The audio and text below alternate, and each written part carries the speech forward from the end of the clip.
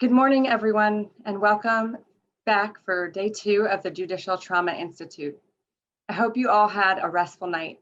I'm Jocelyn Fowler, a staff attorney at the Children's Commission.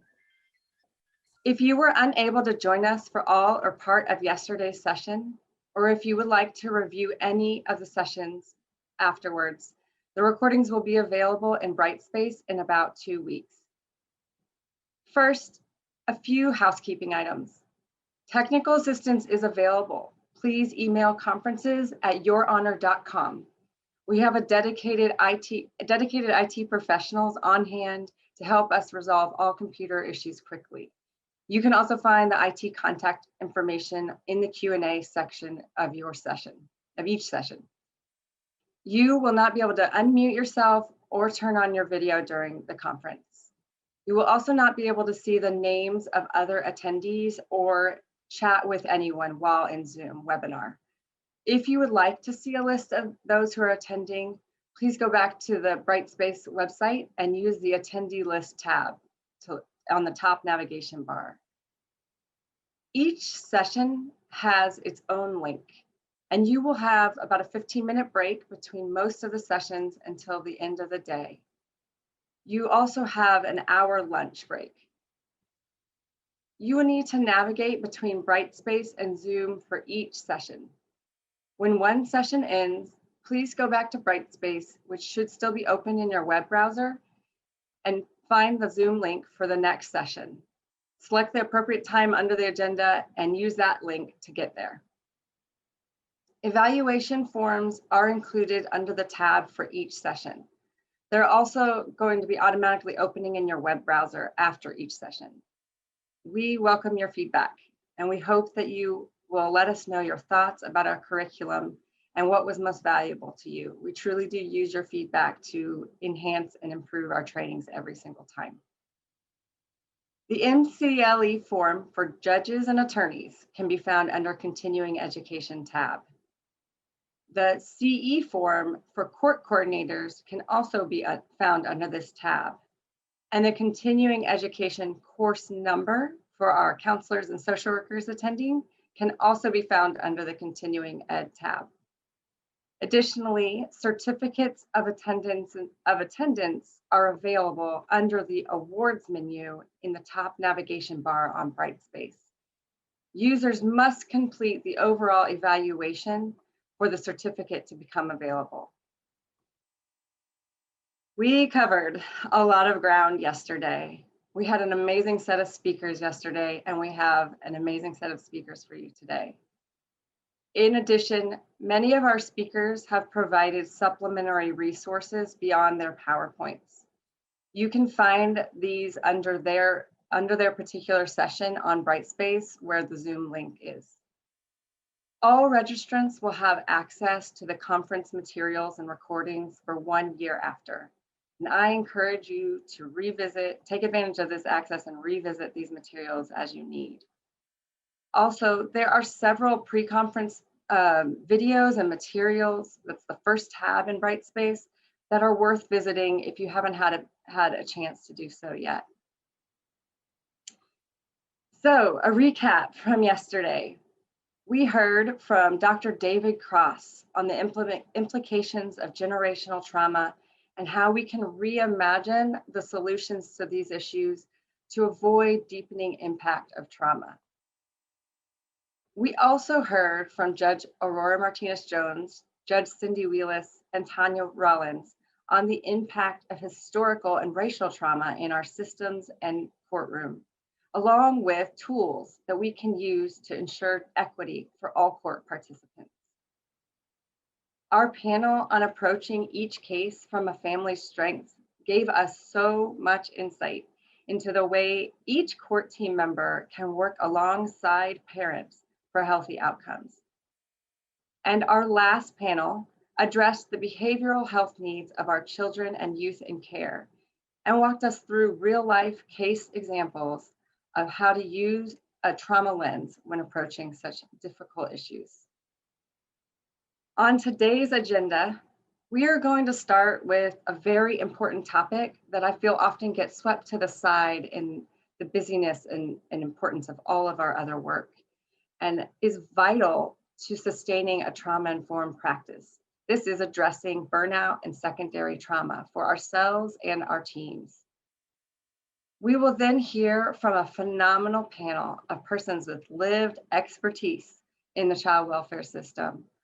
Their perspective on what is and what is not trauma informed is really the key to creating a child welfare system that addresses the actual needs of those it is serving. After lunch, our judicial panel will provide us with 4 distinct examples of a trauma-informed court. Every jurisdiction is different, and implementing new trauma-informed practices effectively requires you to really make sure it works for your court and your community. And last but not least, we will end with a discussion about how to implement trauma-informed practices in a way that is sustainable and effective. Before we get started, I would like to give you some more information on the work of the Statewide Collaborative on Trauma-Informed Care, or SCTIC. The SCTIC is staffed by myself and chaired by Chief Justice Darlene Byrne. Since 2017, the SCTIC has been a hub for multidisciplinary collaboration to move the child welfare system towards one that is fully trauma-informed and trauma-responsive. The blueprint that Justice Byrne mentioned yesterday was published in February of 2019. And since then, we have convened an implementation task force and 3 work groups to focus on the strategies that were laid out in the blueprint and work on implementing those across the state. As we are growing our resources, we have established a landing page for which we can start putting those resources on. And I'm going to share it with you now. It can be found at traumainformedtexas.com. You should see on your screen now the landing page called traumainformedtexas.com. It is just a standalone website, a web page on our Children's Commission full website, but can be reached again by that URL, and you can give that out to people. As I mentioned, the blueprint, there's a link to it on the page. It's also can be found in other parts of the Children's Commission website, but an easy link to it is right here. One of the first tasks that the SCTIC started with in our implementation process was serving as a stakeholder group for the Department of Family and Protective Services to propose definitions of trauma and trauma-informed to be adopted by rule. I'm excited to say that earlier this year, those definitions were officially adopted under Texas Administrative Code Section 702.201. A link to the actual code can be found on traumainformedtexas.com, as well as the language that's in the code. The SCTIC also has a large focus on identifying and expanding training resources for stakeholders and families. This Judicial Trauma Institute would not have been possible without the input and dedication and support of the training work group and all the other SCTIC members. One of the other things that the training work group worked on, in addition to this great conference, is creating a database of existing online trauma-informed training resources. What we did with that database, because it was not super user-friendly, was we created one-pagers that were in partnership with the SAMHSA Southwest Mental Health Technology Transfer Center, or MHTTC. We partnered with them to create one-pagers that are hosted on MHTTC's website. And what we did is took our database and we identified trainings that worked for particular audiences, and then created one-pagers of those audiences, for those audiences. You can download each handout here, and send it around, print it out, and give it out. The links to each training are located in the one pager. And again, they are online resources. So there's some limitations if you need somebody to have in person, but it's a great resource to share. And we hope to keep adding to it and updating it as needed. Some other things that the SCTIC is nearing completion on. So we created a we created a database of trauma-informed organizational assessments to help organizations either already working on trauma-informed implementation or just starting the journey. There are lots of assessments out there. Some are free and some are not. And we created a database, collected free assessments, analyzed them based on the domains of the assessments included, and we'll be putting out, similar to the training resources, a one-pagers of each assessment to help organizations looking for ways to start implementing trauma-informed practices or trying to advance those practices. And we're excited to offer that in this by the end of May. So please check back on this website to find those resources. There are also some trauma-informed community collaboratives around, some that have been around and others that hopefully will be coming in the next few years or starting up. And we will have more information coming soon as we're gathering the information on those collaboratives. So I encourage you to check back frequently on traumainformedtexas.com as we continue to build resources as the SCTIC. We're very excited to have this web page to begin sharing our resources and work that we've been doing over the past few years. And we're hopeful that in the future, we may have a full website that will meet the needs of the whole state. Some of our SCTIC partners are currently exploring the possibility of a standalone, interactive, full website to really advance the work of everyone in the state working towards trauma-informed care. So I hope you check it out and share generously with those you believe it would be helpful. If you would like to know more about the work of the SCTIC, please reach out. You can email me at jocelyn.fowler@txcourts.gov. Believe you can also find me on the website, or as I mentioned earlier, you can find me in the attendee list of the Brightspace. And now it's time for us to get started. I'm excited for you to hear our first speaker. I'm honored to pass the mic to Wanda Pena to introduce our first speaker. And I hope you enjoy the second day of our conference. Thank you for being here. Wanda? Thank you, Jocelyn. Good morning.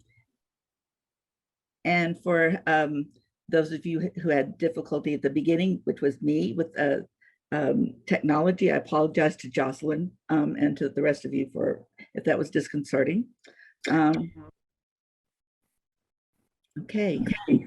All right. So welcome to our session on the effects of secondary trauma and tools for addressing the everyday and the crisis moments. My name is Wanda Pena, and I'm the Senior Director with Casey Family Programs, and I'm also a member of the SCTIC and serve as co-chair of the Policy and Practice Work Group along with Dr. Jill McClay. Our first speaker is Becky Morales, a clinical therapist with Colors of Austin, counseling and adjunct assistant professor and adjunct faculty liaison with the Steve Hicks School of Social Work at the University of Texas at Austin. And you can review her bio under the same tab as the Zoom link. Ms. Morales was unable to join us live, but has recorded her session. She has graciously agreed to answer any questions after the conference, which we will upload to Brightspace. Please submit questions during this presentation using the Q&A feature so Ms. Morales can answer them at a later date. Please enjoy the presentation. Hello, I'm so glad to be joining you all today for this presentation, Effects of Secondary Trauma and Tools for Addressing the Everyday and the Crisis Moments. I know this will be a little bit different because I am not live and with you. I am hoping to, with our time together today, provide some information, pose some questions and things to think about, and ideally offer you some tools that you and your teams can consider and dialogue about moving forward. And I will look forward to being of any additional support after today that I can. You're welcome to reach out to me. I'm happy to answer any other questions that you might have if there's anything I can do to support you in your great work. I want to tell you a little bit before I get started. I know an introduction has been given of me in terms of just my background and my training. I also, something that is not necessarily within what was shared with you is just my interest and passion for work in child welfare. That is actually how I started my career as a social worker. I interned during my graduate school training with Region 7 of Child Protective Services here within Austin, and learned so much and believe that the work being done is so incredibly important, and also know how incredibly intense and difficult the work is for any helping professional and anyone interfacing within the child welfare system. So I wanted to start with that because I definitely do understand the complexity of the work being done in this particular field. Our time together today is really focused around the toll of the work, the amazing work that you all are doing, and how that impacts you on a professional level, on a personal level, and recognizing that first and foremost, you are a person and you are people in the world, human beings, that by virtue of your own experiences have stressors. You have things going on in your personal lives. Some people may have children, some people may not, some people may have partners, some people may not, some people may have caregiving responsibilities, some others not. All of us, however, come to our respective work and our roles as beings in this world. And so we come to our work every day carrying a large amount of stress and things on our mind. And then we go into whatever work it is we are doing. For myself, that's as a social worker. And I, in my own clinical practice, support quite a few folks that are navigating traumatic experiences and loss and grief. So that's a big area of interest in my clinical work. And that's really heavy. So if I come to my work, as you all come to your work, supporting and working alongside others that are navigating really difficult circumstances, knowing that we ourselves might also be living with different stressors and carrying the toll of all of that with us, that's just a lot. And on top of that, we are, and for the past year plus, been experiencing a collective trauma and a collective grief experience as we've all been living and impacted in some form or fashion by the COVID-19 pandemic. And so I imagine while we've all been impacted in a lot of different ways in that regard, that is something that has shifted our worlds in a lot of different ways and is stressful in some form or fashion. And still continues to be, and may be for some time moving forward. So that's another additional layer on top of what we may have already been coming into our work with. Additionally, related to that, within this time of the past year, alongside the pandemic, we've also been navigating a reckoning around racial injustices that have been occurring for long times, not anything new. However, we have these instances of police brutality, racism, white supremacy, really all on the forefront of our experiences. And so all of these things have really layered on each other, on top of existing stresses we may have already been experiencing, on top of already incredibly demanding and challenging roles and professions that we may be a part of. We've now added other layers to the complexity of that, and we're all carrying that. We all come to our work every single day carrying all of these things. And so I'm going to ask that we really kind of hold that at the forefront of our minds as we kind of go through our time together today, because I think that's important. These are all things that are connected and interrelated, and they do impact us as human beings. And there really is, it's very difficult to divorce those things once we step into our professional worlds. And the important thing with that is recognizing that that will take a toll on us, and also the folks that we are sitting alongside and supporting, regardless of the work that we may be doing. They are also experiencing many of these same things. And so it's really a time of a lot of definitely a shared grief and trauma that we are all experiencing, which isn't always the case. But it is definitely making for an interesting time in my professional world, and I imagine in yours as well.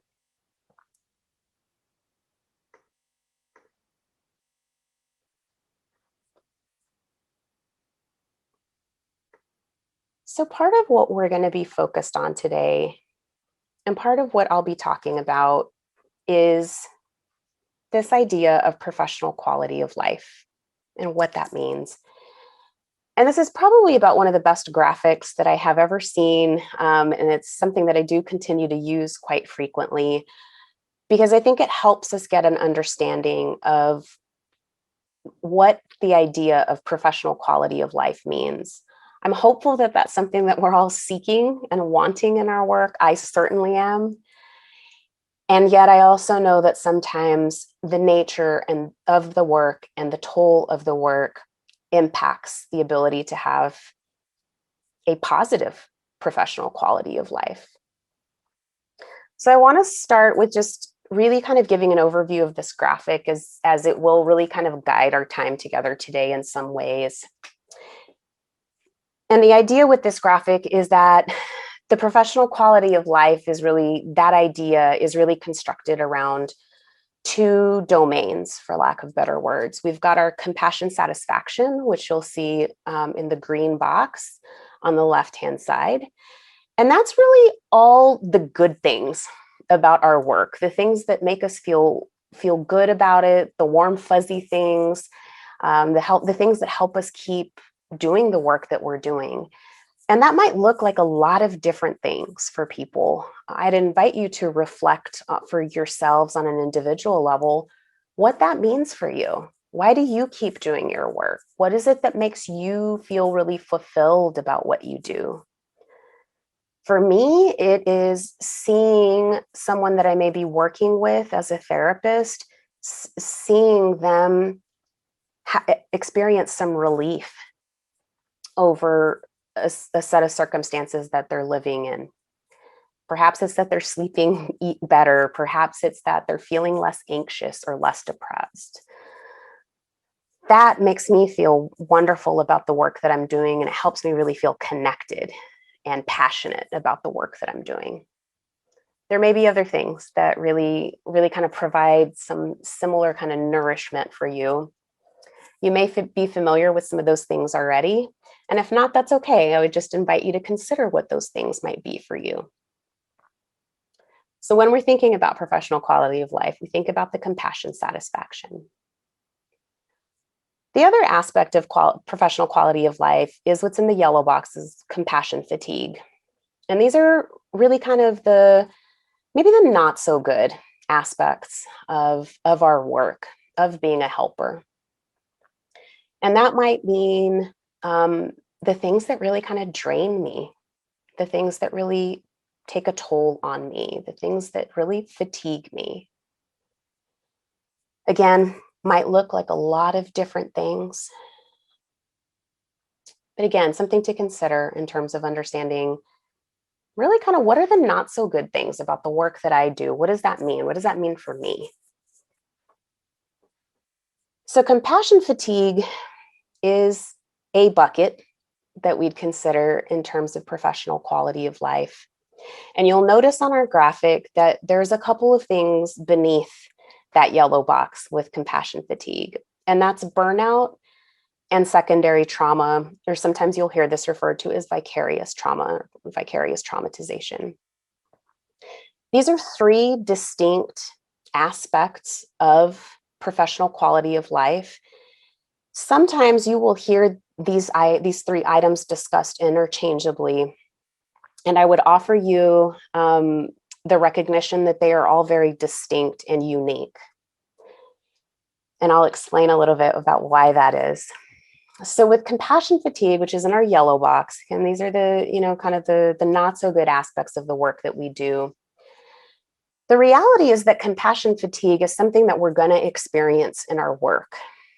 This may be the nature of my work as a listener, as a therapist. I get tired of listening to story after story after story, not because I don't care about the folks that I'm supporting, but because it's exhausting to take in and absorb another person's set of circumstances, oftentimes which are kind of heavy and emotionally intense. So just by nature of the act of absorbing and listening to another's story, that may be cause for fatigue. In your work, you may find other things that may just leave you feeling at the end of the day, whew, I'm wiped out. This was a long day. This was a rough day. I had 5 clients that I saw in a row, or whatever that might be for you, recognizing that fatigue, it kind of makes sense. And in some ways, it kind of comes with the territory. So we can expect to feel that compassion fatigue. It might come in the form of, it was a rough day, I'm wiped out. This was a long week, I'm wiped out. This was a long month, I'm wiped out, right? Or any and all of that. We might really experience that. Within compassion fatigue, though, although I may feel tired, right, just physically tired, maybe kind of drained mentally, I still feel really passionate about my work. I feel really connected to the folks that I'm working with, my coworkers, my clients in the context of my work. I feel really compassionate. I still feel really empathic towards folks. So that hasn't changed. However, I feel fatigued by the work. So important to recognize that compassion fatigue is something that we will all be experiencing in various forms or fashions. That is very distinct from burnout, however, and you'll see burnout in the gray box kind of just below our compassion fatigue. And burnout is something that doesn't happen overnight. I often describe it as a slow burn, and it is the fire that results. So we can imagine compassion fatigue kind of being the smoke that we might smell before we ever see the fire. Burnout is the actual fire itself. So burnout takes time to develop. Again, it doesn't happen overnight. It is what can happen if the compassion fatigue goes on for an extended period of time without much attentiveness or intentionality and awareness around, and it kind of lingers. That will, over a course of time, eventually lead to burnout. So if I get to a spot where I am burned out, and in full transparency, this is something in my career as a social worker, I've going on almost 18 years out in the field. I have experienced this 3 times in my career, and it is not fun. It has been incredibly difficult and quite traumatic, truthfully, for me as a helper to realize when I'm in that state. And it's really scary.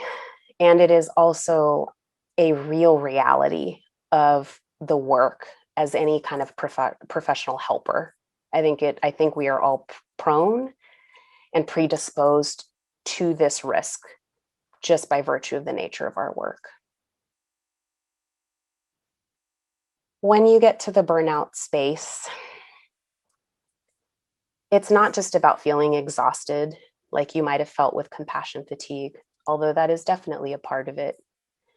At the point of burnout, you also do lose that sense of compassion, that sense of empathy, that lack of desire to get up to go to work in the morning, the fulfillment that you may have experienced in your role and in your work is gone. And what's terrifying about that, at least in terms of my own experience with this, is that you begin to wonder if it's going to come back. And I'm not sure if any of you listening today have had that experience already in your career. And perhaps you can relate. And maybe you haven't, but maybe you wonder if you're getting to that point. I think the fact that we're even having a conversation about this is so important. And I think even the fact that this is a topic as part of this institute, I think is absolutely amazing. Because as helping professionals, many of our disciplines have not equipped us with these tools to be talking about these things and to be thinking about ways and strategies that we can mitigate some of these risks that are inherent in the work that we do. So burnout, the slow burn, the fire that comes much long after we've begun to smell the smoke. The last box on our graphic is the red box, which is secondary trauma. I also mentioned vicarious traumatization. And this is really the idea that by virtue of our work, we will become traumatized by virtue of hearing the stories of those that we are supporting. This can also look like we're hearing. This can also be in the traumatization can be in the form of hearing the stories. It can be reading. I think about court documents, affidavits, things of that sort, documents, reading details, reading graphic details about experiences, seeing pictures of harm that has been done to someone. These are all things that, although it's secondary to us in our roles because it didn't happen to us firsthand, we are absolutely traumatized by virtue of, again, hearing details, reading details, seeing details. And this, in my line of work, and I imagine in yours as well, is day in and day out. And so recognizing that that too takes a toll, that continual exposure to trauma just takes a toll on us.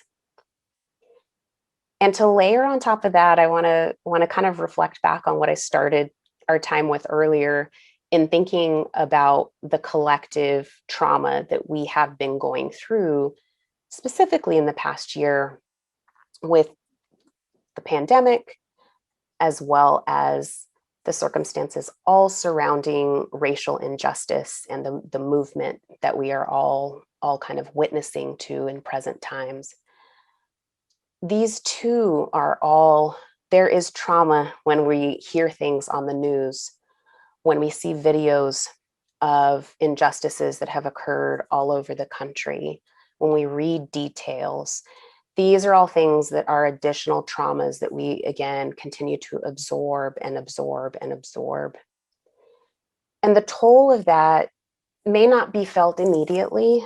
However, it will over time begin to wear someone out, and also something to be mindful of in the sense of the exposure to trauma that is just inherent in our work. And again, also in what is happening out in the world around us, just as citizens of the world, recognizing that by virtue of me sitting down to watch the news this evening, the likelihood for me being traumatized in some form or fashion just by sitting down to listen to the news is really pretty high, especially in our current climate. So just something to keep in mind in the sense of the impact and the toll of all of these things, and the fact that we're all continuing to move forward in our work and continuing to be impacted by what may be happening within our respective work settings.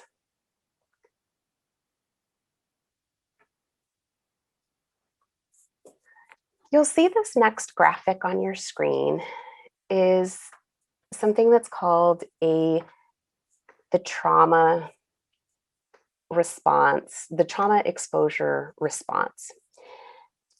And this comes from a book called Trauma Stewardship. And it's called Trauma Stewardship. I'm not sure how well you can see this book. It's called An Everyday Guide to Caring for Self While Caring for Others. This is a wonderful book. If you're not familiar with it, that is where this graphic comes from. And it outlines 18 different signs that one person, an individual, an organization, a team may be able to recognize and keep tabs on themselves in terms of their own response to trauma and how things may be adding up over time. So I'm going to go through each of these 18 items that are mentioned in terms of the exposure response, just so that we can become familiar with these items. These, again, are kind of indicators that, wow, if I'm maybe experiencing maybe 12 out of the 18, maybe I'm getting close to that burnout place. Maybe I'm getting closer, right? Just a way of some indicators for us to keep tabs on what's happening for us, but also recognizing that within the teams that we work with and within our work settings, that these are really great conversations to be having about what's happening with everyone on the team. What are people feeling, and what are we collectively feeling as a team, as a part of a greater system? One of the big reasons why I'm a big fan of this trauma stewardship book and about these indicators themselves is because there's a really strong emphasis on the fact that a trauma response, so a trauma exposure response, is not limited to me on an individual level, like that I heard a really difficult story and now I'm traumatized. Well, that is absolutely true. What this model and what this book really kind of has us take into consideration is the fact that we also become traumatized because of the systems in which we work. So that may be that I work in a system that has a lot of constraints, maybe not a lot of resources, maybe lots of really intense bureaucratic policies, maybe policies that aren't in the best service of the folks in the communities that we're serving. And these are all things that, too, in my individual work may traumatize me, but they're at the hands of the system in which I'm working. And so it's important to remember that I may be mitigating and managing my own individual exposure to secondary trauma and vicarious traumatization. However, it's a little bit more different for me to mitigate kind of the systemic pressures and the systemic traumas that might be inflicted upon me. And that's where I think it's really great that we are having this opportunity today to think about the impact of this as teams and as units, and how we can be working together to maybe mitigate some of these concerns and really support each other along the way.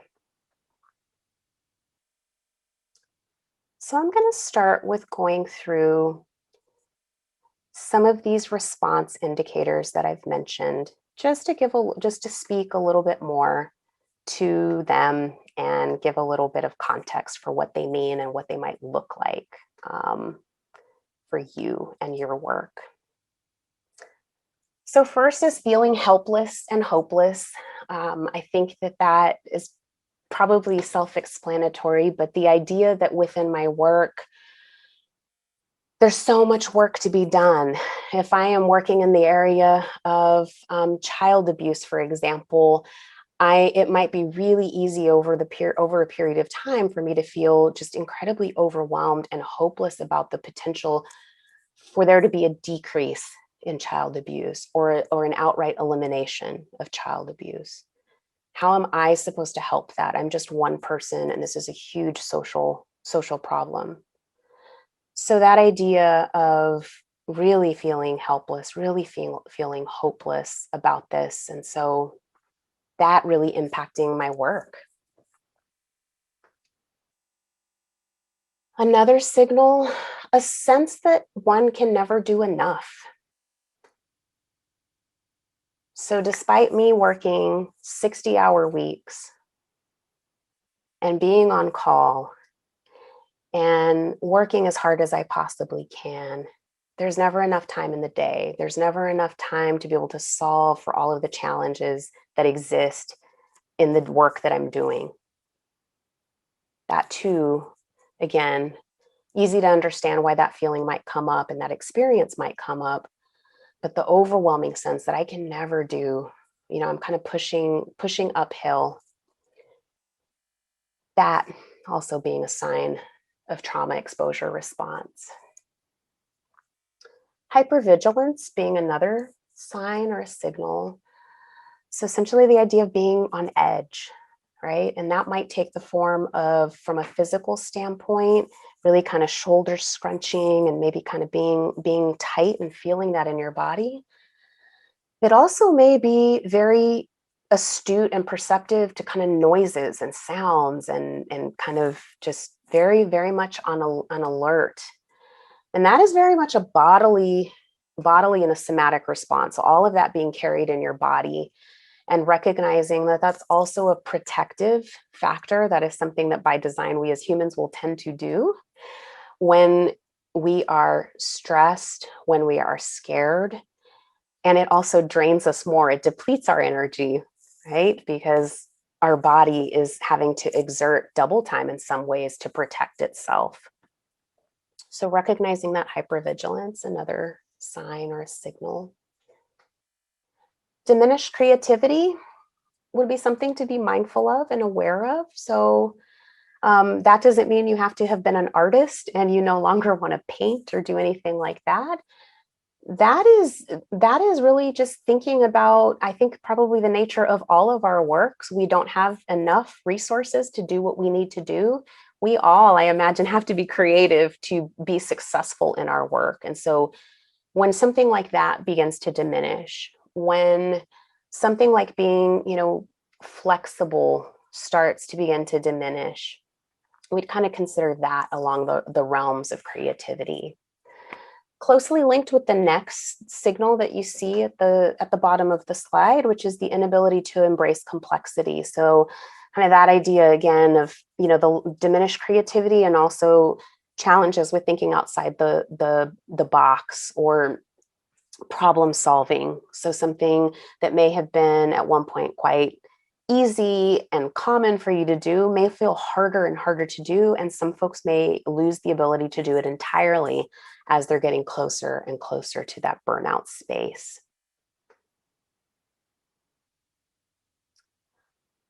Another sign and signal of a trauma exposure response would be minimizing.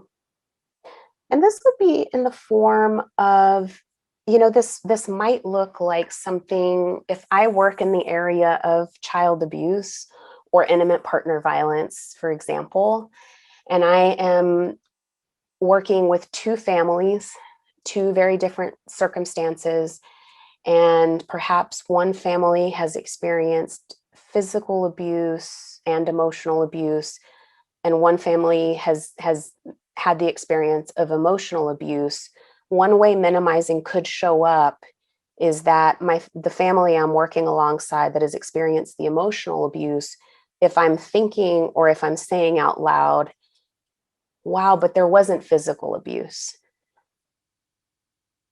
It was just emotional abuse or something of that sort, right? The minimizing of that experience as if all forms of abuse and violence aren't significant and damaging and harmful and traumatic. But that minimizing that does happen and can happen.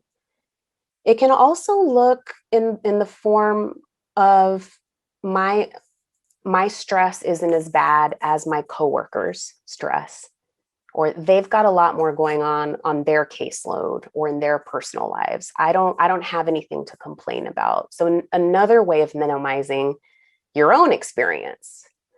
So things to be keeping an eye on, just that minimizing. Another sign and signal, chronic exhaustion or physical ailments. Again, we talked about the fatigue piece being connected to the compassion fatigue, but this is more of a distinct exhaustion that has gone on and is pretty regular, along with physical ailments. If you notice that you are by and large a relatively healthy person, you maybe catch a cold a couple of times a year, but all of a sudden you're catching colds more frequently, and or you're also beginning to have maybe stomach bugs or just times when you feel low energy. Just something to do a check-in with yourself around the signs of this traumatic exposure response. Another sign would be the inability to listen or deliberate avoidance. Another sign might be dissociative moments. And with dissociative, I want to just talk really briefly about dissociating is something that we all do. It's daydreaming in its mildest form. However, dissociation for longer periods of time is also something that does happen as a form of response to trauma. You may have clients that you work with that dissociate in your presence when you're talking about maybe a traumatic event that they've experienced. And that is their brain's way of kind of protecting them from remembering what it was like to be in the moment of that traumatic experience. And so again, by virtue of our ability to be exposed to trauma in a lot of different ways in this world, we too can dissociate. This might look like kind of zoning out or numbing out. It can look like a lot of different things, but being mindful of when that is happening, if it begins to happen pretty frequently for longer periods of time, if you have periods of time where you can't remember and can't recall kind of large chunks of maybe an hour earlier, that might be a sign of some more kind of prolonged dissociative moments and something to be aware of.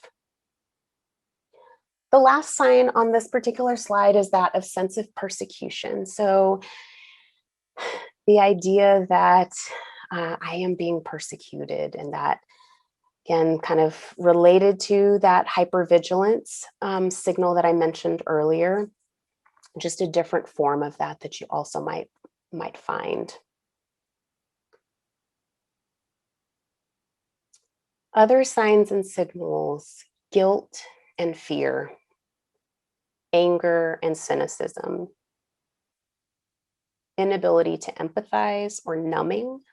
So this is what I was mentioning earlier around the distinction with burnout, is that I do have the inability to empathize at that point. With compassion fatigue, by and large, I'm still able to empathize, but at the burnout point, that is significantly reduced, if not entirely eliminated. Another sign is addictions.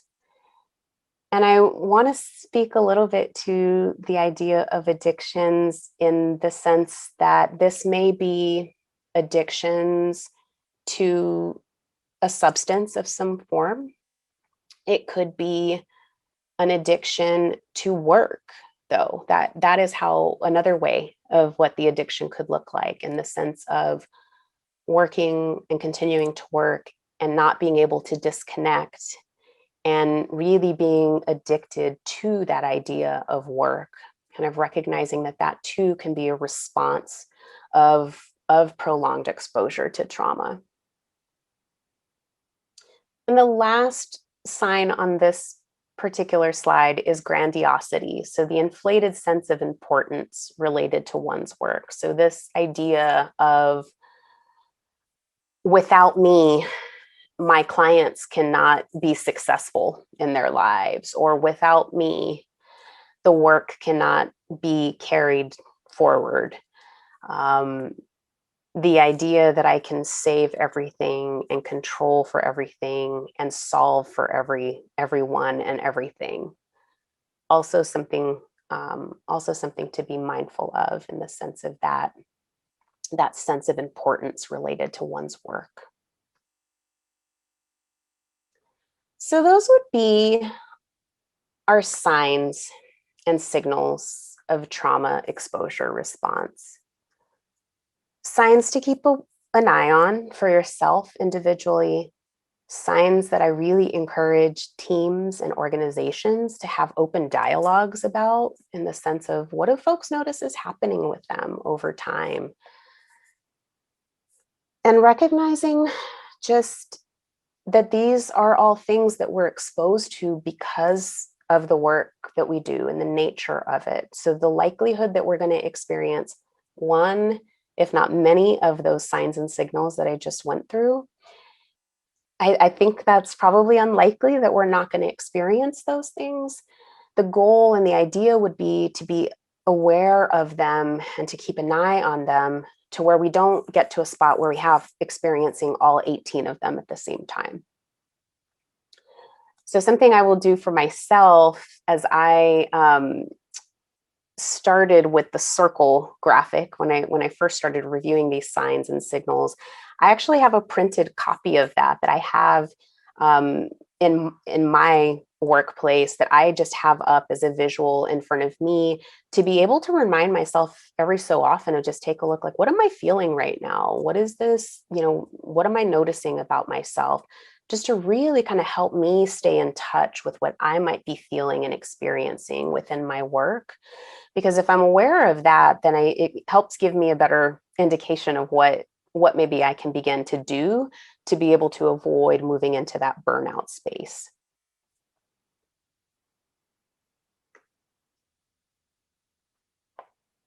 So a tool that you will have access to as part of this presentation today is something called the Professional Quality of Life Scale. It is a tool that doesn't take too long to complete. It is a 30-item self-report measure of these good and not so good aspects of caring and being a helping professional. So a measure that really kind of helps us get a sense of our compassion satisfaction and our compassion fatigue is what this scale does. It also has 2 subscales within it for both burnout and secondary trauma. This is a scale that I encourage folks to take for themselves. It is a scale that I take myself about twice a year, just to kind of get a sense of where I'm at. It's also something that I encourage teams and organizations to consider implementing into their regular practices. That might look like maybe a couple of times a year as a team, individuals completing this scale and then having a conversation about how things are going. Just something really important that can give you a good sense of, in one way, it's going to maybe confirm, like, yeah, I'm doing okay. Like, I'm feeling pretty satisfied. The positive aspects of the work that I'm doing as a helper, I'm feeling great. And it also might alert you to maybe some opportunities, maybe some smoke that is starting to develop that you can mitigate before that fire actually occurs. So the Professional Quality of Life Scale, something that I'd encourage you as part of this presentation, kind of subsequent to, you take for yourself and just get a sense of where you're at this point in time.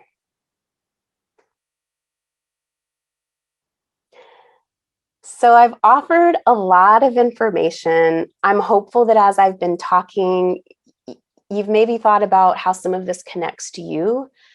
Maybe some of it resonates with you, maybe some of it doesn't. But all of that being said, it's important that we're having conversations about compassion satisfaction, compassion fatigue, secondary trauma, and burnout. Because the idea with burnout is that it's reversible, which is great. So doesn't mean that if I burned out, that's it, my career is over. On the contrary, and I can tell you from my own experiences of having gone through this 3 times that it's possible to come back and be stronger than ever in some ways. And there's also opportunities that we have to really mitigate some of these things, I think, on an individual level, and also importantly on a larger level as a team, as an organization, thinking about ways that we can take action on our ends to mitigate some of these factors in the midst of our work. So what are some things that can be done?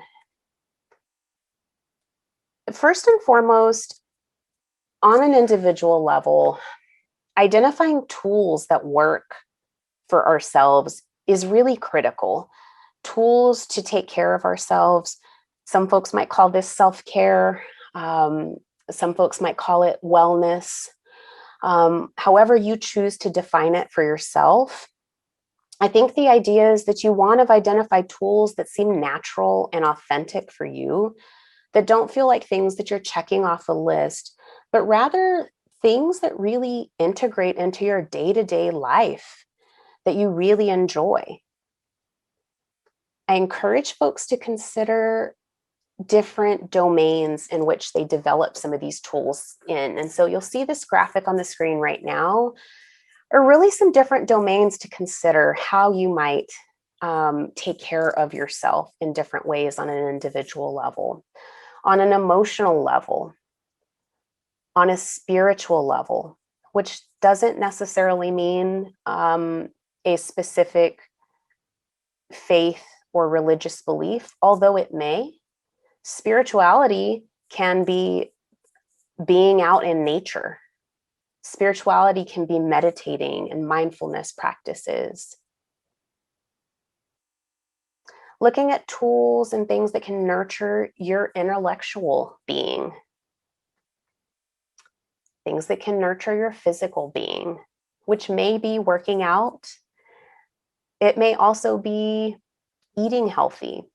It may also be giving yourself a bubble bath, because by virtue of that, you release some tension from your body just by floating in some water. Looking at ways to nurture your social being, so your relationships with others. And looking at ways to nurture your career and your career desires and aspects. And that might be in the form of being intentional about trainings and professional development for yourself, goal setting for yourself professionally, anything of the sort. So some helpful things we can do for ourselves on an individual level are really considering ways in which we can nourish ourselves in ideally all of these domains, but at least a handful of them is definitely a good starting point.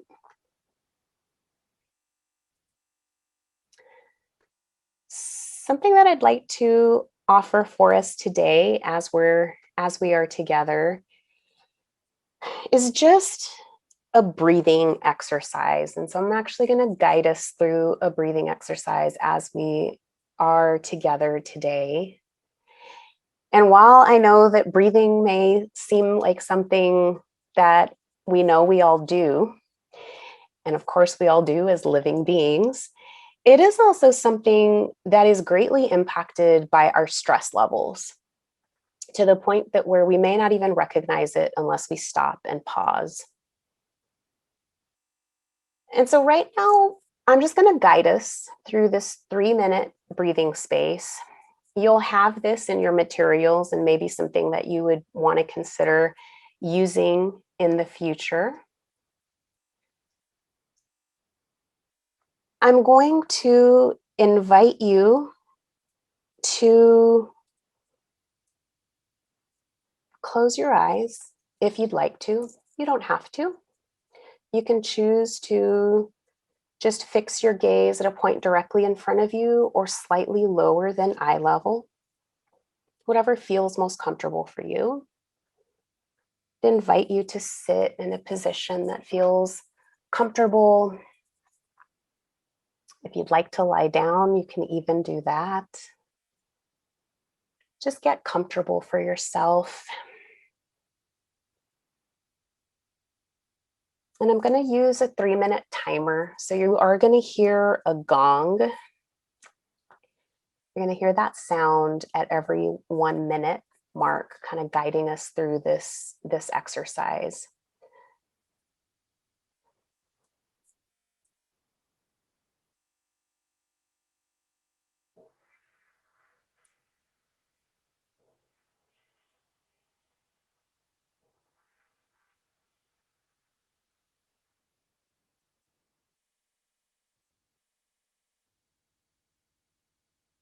I'd like you to just focus on your breath as you're getting relaxed.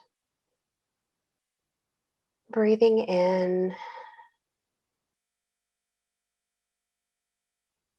and exhaling.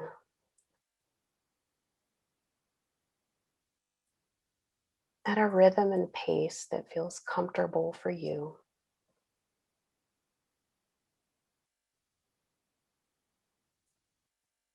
And I want you to just notice any sounds that you hear.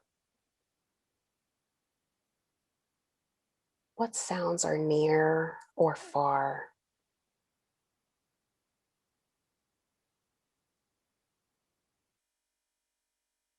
Notice how the sounds arise and disappear.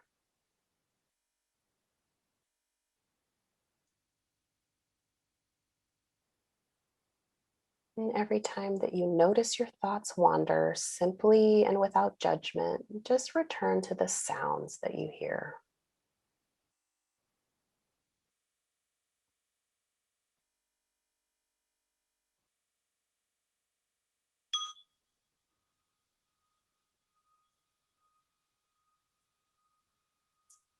Now I'd like you to just notice any body sensations that you may have. What parts of your body are warm or cold? Notice the sensations of contact with the chair you're sitting in or the ground you're lying on, or with your clothing that you may feel against your skin. Whatever you notice is perfectly fine and does not need to be changed in any way. Just notice what your body is telling you.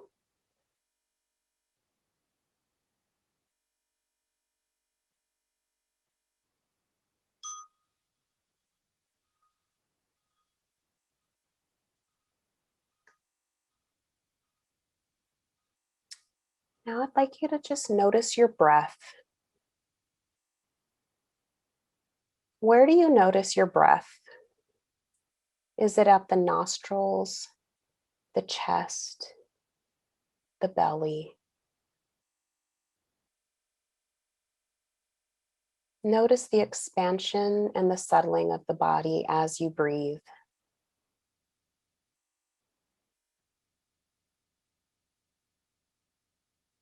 Can you follow the full inhale and exhale of breath?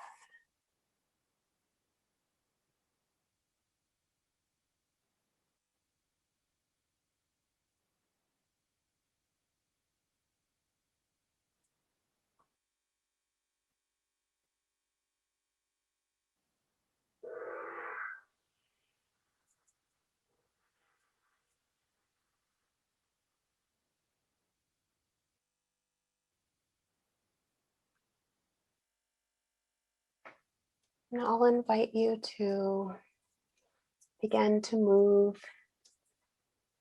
your muscles a little bit.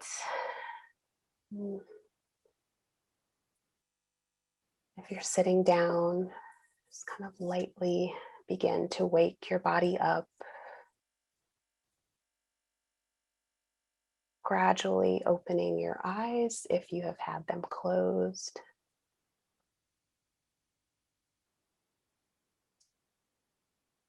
And I invite you to just notice how you feel in this moment. After having had 3 minutes to slow down and pause,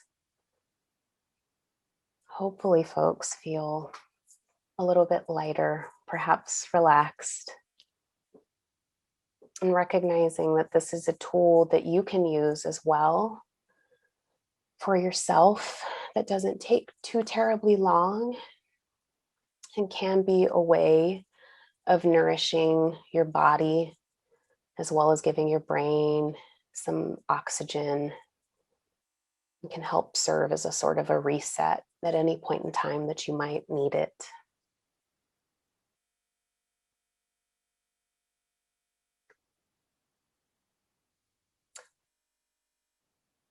And as we've been thinking about strategies on an individual level, it's also important that we think about things that maybe can be done on a systems level to support us in our work.